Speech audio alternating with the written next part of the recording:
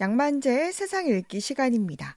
포항지역사회복지연구소 양만재 소장 나오셨습니다. 안녕하세요. 안녕하십니까? 네, 오늘은 코로나19 백신 접종에 대한 이야기를 준비하셨다고요? 예, 지난달 6일부터죠. 내일 모레 6일 3일까지 60세에서 74세 어르신에 대한 코로나 백신 접종 예약을 받고 있습니다. 네. 중앙방역대책본부에 따르면은 30일 0시까지 접종 예약률이 68%를 기록했는데 일주일 전에는 예약률이 부진했다가 며칠 전부터 예약률이 조금 나아지고 있습니다. 그런데 전국 평균에 비해 경상북도 접종 예약률이 크게 낮습니다. 방시도 접종률이 높이고자 접종을 권장하는 홍보와 함께 인센티브를 제공한다는 홍보를 하고 있습니다. 네. 양 소장님께서는 백신 접종을 하셨나요? 예, 저는 그 사회복지기관에 거주하는 종사자들을 만나야 되기 때문에 운이 좋게 한 달 앞에 지난 20일에 남부보건소에서 아스트라제네카 백신 1차 접종을 했습니다. 그렇군요. 좀 접종을 하고 나서 어떠셨습니까?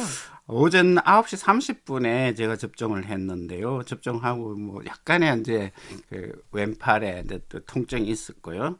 한 15시간 지나서 밤 한두 시 정도 이게 몸살 기운이 좀 오더라고요. 그러고 나서 이렇게 밥 먹고 푹 서너 시간 자버리니까 오후에는 그때부터 완전히 회복했는 것 같습니다. 그렇군요. 그런데 이 백신 접종 예약률이 연령대에 따라서 좀 차이가 난다고요? 그렇습니다. 중앙방역대책본부에 따르면요, 30일 0시 현재 70세에서 74세 사전 예약률이 74.3%, 65세에서 69세 예약률이 70% 정도, 네. 60세에서 64세의 예약률이 좀 낮습니다. 62.7%는 나타났고요. 네. 화이자 백신을 맞은 75세 접종률을 86%에 비하면은 이게 지금 아스트라제네카 받는 이게 연령대 중에 60에서 64세 연령대가 아주 많이 낮습니다. 네. 경상북도도 60세 사전 예방 접종률을 보면 지금 한 60% 네. 정도 전국에서 가장 낮다고 합니다. 그 백신이 좀 화이자가 아니라 아스트라제네카 예약률이 낮다는 것이 일반적인 분석입니다. 네. 그러니까 이 화이자가 아니라 아스트라제네카의 백신 접종 예약률이 낮은 이유는 뭐 부작용 걱정 때문이죠? 그렇습니다. 일반 시민이 아스트라제네카 백신에 관한 거부감이 이제 다른 화이자에 비해서 좀 더 강합니다.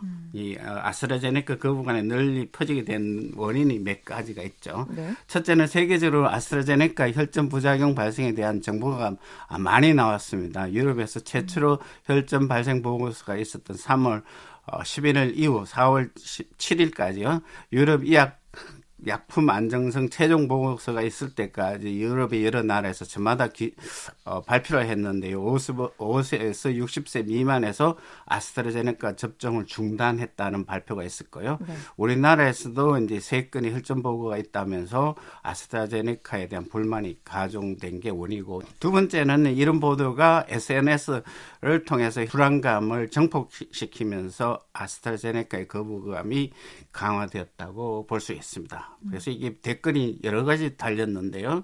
혈전이 생기면 죽을 수도 있고 위험한 것 같아요. 매일 혈전이 계속 생기면 이러한 위험 백신을 왜 맞아야 되는지 모르겠다는 반응.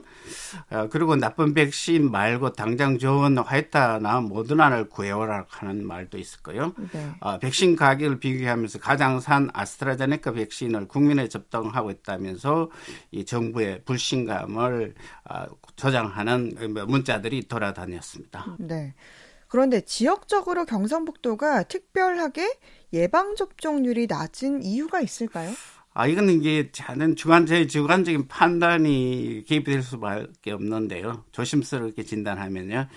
우선 백신에 대한 불신이 가장 큰 요인이기도 전국적으로 있고요. 다음은 백신 불신을 조장하는 언론이나 가짜뉴스에 다른 지역보다 조금 경상북도가 취약하지 않나 하는 생각을 할 수 있고요. 두 번째는 과학 사실에 근거해 판단하기보다는 주위의 지인들이 카더라 소문에서 좀 더 큰 영향을 받고 있다는 지적도 할 수 있습니다. 네. 세 번째는 경상북도 자치단체들이 백신 안정성에 대한 홍보가 부족했지 않나 하는 원인을 지적할 수 있겠죠. 네, 이런 백신에 대한 불안감에 대해서 전문가와 정부가 적극 해명에 나섰죠? 그렇습니다. 국민들의 아스트라제네카 불신을 일면 이해하지만은 백신 전문가와 우리나라의 정은경 질병관리청장이 아스트라제네카 불신에 과장되어 있거나 인식이 왜곡돼 있다며 과학적 근거를 제시하면서 거부감에 대한 진화를 나섰습니다. 네. 그리고 최근에 이제 서울대 순환내과의 나상훈 교수가 지난 20일 서울의대 내과 과학교실에서 세미나에서 이 아스트라제네카에 대한 불신을 해소하는 발표가 있었습니다. 네. 거기서 몇 가지 정리를 하면은요, 아스트라제네카의 백신 부작용을 혈전증 진단에서부터 제대로 할 필요가 있다고 했습니다.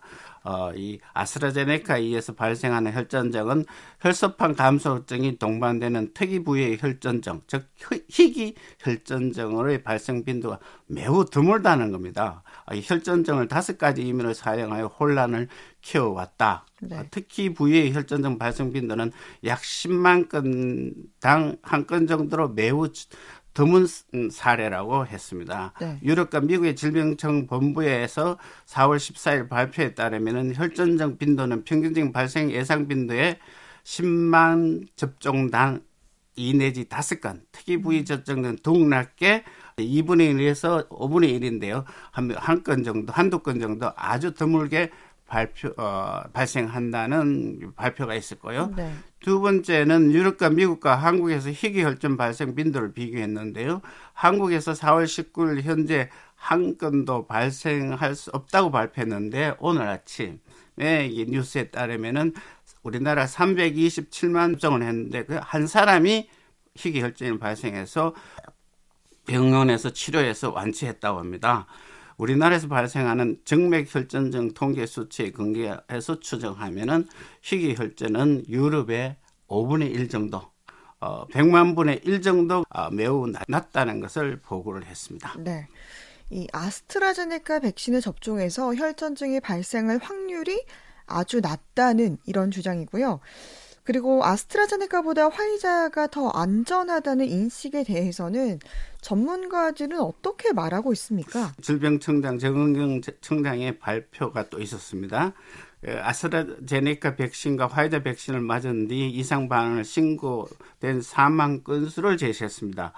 접종자 100만 명당 사망 신고율은 아스트라제네카와 화이자가 유사하며 영국 등 해외 상황과 크게 다르지 않다는 것입니다. 네. 10만 명당 AJ가 2.6건이라면 화이자가 2.7건으로 화이자가 높았다고 합니다.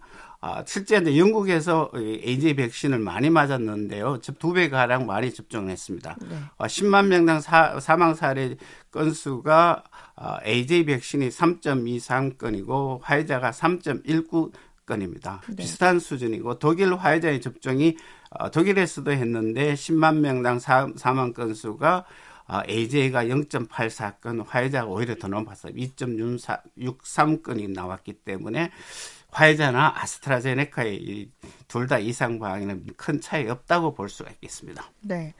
서울대학교 나상훈 교수도 이 화이자 백신과 아스트라제네카 백신 다른 백신들을 비교 분석했죠. 그래서 이 간단하게 나 교수가 발표한 거 정리하면은 사용 가능한 모든 코로나 백신 간의 조건 나쁨의 우열이 존재하는가를 문제를 제기했습니다. 네. AJ는 AJ 백신이 유럽에서 사용하지도 않은 쓰레기 백신이 결코 아니라고 주장했습니다. 그러니까 이 모든 백신에는 매우 드물게 백신 부작용은 있다. 그리고 더욱 검증되고 있다는 뜻으로 이해할 수 있겠고요. 또 동시에 개발된 아스트라제네카를 비롯한 다양한 백신들은 코로나 전염을 차단할 수 있는 안정성과 이득이 있다는 근거도 밝히고 있죠. 그렇습니다. 이 나 교수가 아스트라제네카 백신 접종 후 희귀혈증으로 사망할 위험보다는 백신을 맞지 않고 코로나19 감염돼 사망할 위험이 4 내지 10배가량 더 높다고 발표를 했습니다. 네. 그래서 이걸 인용을 하면은요, 모든 코로나19 백신은 저마다 아주 드문 중증 부작용이 있을 수 있지만은 그 빈도는 우리가 이미 안전하게 사용하고 있는 대부분의 약제에 비하면은 낮은 편이라고 했고요. 지금도 전 세계에서 맹인을 떨치고 있는 코로나19 감염 위험을 예방할 수 있는 효과와 이득을 본다면은 어느 백신이든 접종을 지속하면서 드물지만 중증이 될 수 있는 부작용에 대비하는 노력을 하는 게 현재 우리가 할 수 있는 최선의 대책이라고 이렇게 밝혔습니다. 네. 저도 같은 생각인데요. 이제는 코로나 감염 최고의 방법은 마스크도 써야 되지만 백신 접종이 우선 이 차단의 최선의 방법이라고 할 수 있겠습니다. 네. 부작용 없이 백신 접종이 순조롭게 이루어져서 코로나가 빨리 종식되기를 간절히 바랍니다. 양만재의 세상 읽기였습니다. 양 소장님 고맙습니다. 고맙습니다.